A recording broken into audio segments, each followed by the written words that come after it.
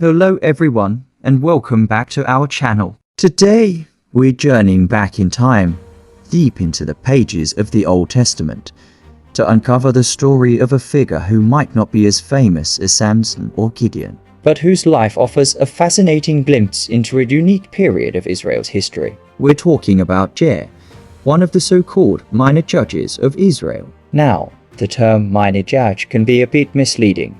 It doesn't mean they were less important, but rather that the Bible gives us less detail about their lives compared to others. Jair's story is found in the book of Judges, chapter 10, verses 3 through 5. It's a very brief mention, just 3 short verses. But even in this small snippet, there's a wealth of information that tells us about the man, his time, and his legacy. The passage starts by telling us, "After him arose Jair, a Gileadite, who judged Israel for 22 years. First, let's break down that opening line. After him refers to the previous judge, Tola. So, Jair's leadership followed Tola's, providing a continuous line of governance. His tenure was 22 years, which is a significant length of time. This wasn't a brief, fleeting leadership. It was a period of sustained stability that spanned more than 2 decades.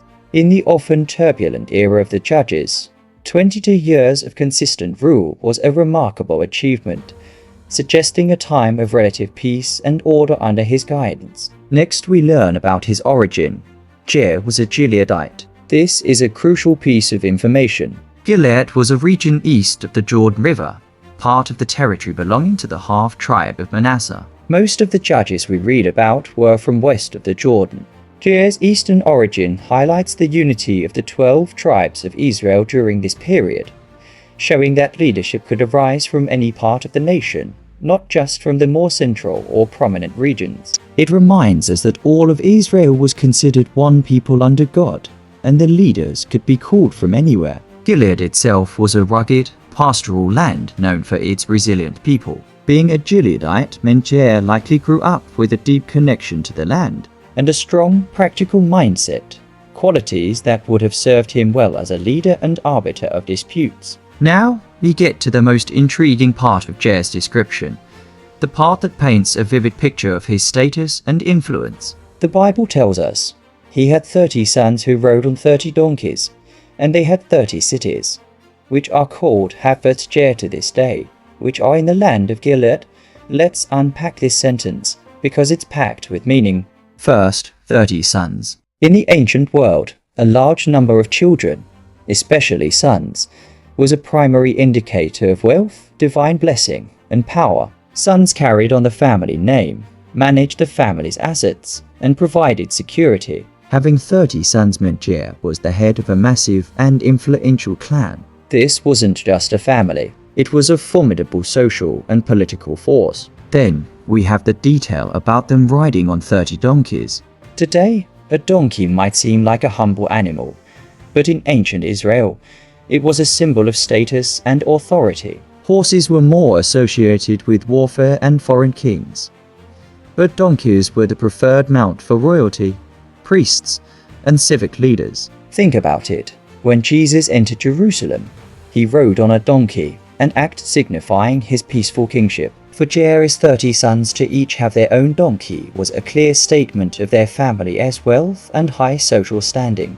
It was the ancient equivalent of each son having his own luxury car. It demonstrated that Jair's family was prosperous and held a respected position in society. But the most significant detail is the 30 cities. The text says his sons had 30 cities, which are called Havvoth Jair. The name Havvoth Jair actually means the villages of Jair or the tent towns of Jair. This suggests that these weren't necessarily large, fortified cities like Jerusalem or Jericho, but rather a collection of settlements, towns, or administrative centers under the control of Jair's family. This detail is fascinating because it connects Jair to an earlier figure in Israel's history, also named Jair, from the tribe of Manasseh, mentioned in the book of Numbers. This earlier Jair had also captured a group of towns in Gilead and named them Havvoth Jair.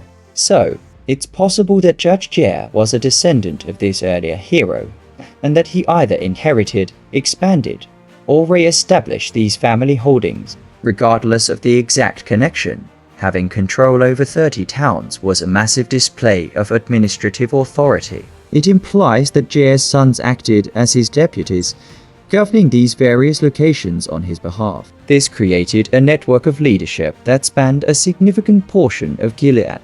Jair wasn't just a judge sitting in one place. He had established a system of governance through his own family, ensuring his influence was felt throughout the region. This structure would have been crucial for maintaining law and order, settling disputes, and administering justice efficiently across a wide area. So, when you put it all together, the 20-year rule, the 30 sons, the 30 donkeys, and the 30 cities, a clear picture of Jair emerges.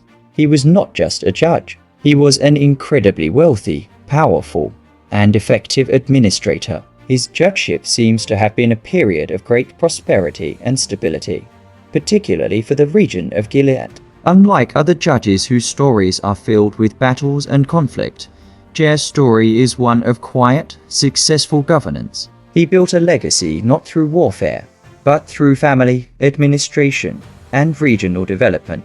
The final verse tells us, "And Jair died and was buried in Carmel," the specific mention of his burial place.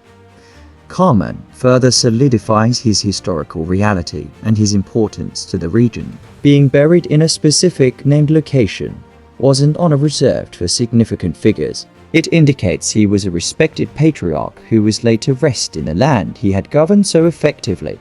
Jair's story teaches us a valuable lesson. Leadership isn't always about dramatic battles or miraculous signs. Sometimes it's about the steady, patient work of building, organizing, and maintaining peace and prosperity. Jair's legacy was one of stability. For 22 years, he provided the structure and leadership that allowed his people to thrive. His story is a quiet reminder that a life dedicated to good governance and community building is a powerful legacy in itself. He may be a minor judge in terms of the text dedicated to him, but his impact was anything but minor for the people he led. Thank you so much for joining me today as we explored the life of this prosperous judge from Gilead. It's amazing what we can learn from just a few short verses in the Bible. If you enjoyed this deep dive into a lesser-known biblical figure, please give this video a thumbs up and consider subscribing to our channel for more stories like this. Don't forget to hit the notification bell so you won't miss our next video. We love hearing from you, so please leave a comment below with your thoughts on Jair or suggestions for other figures you'd like us to cover. Until next time, take care and stay curious.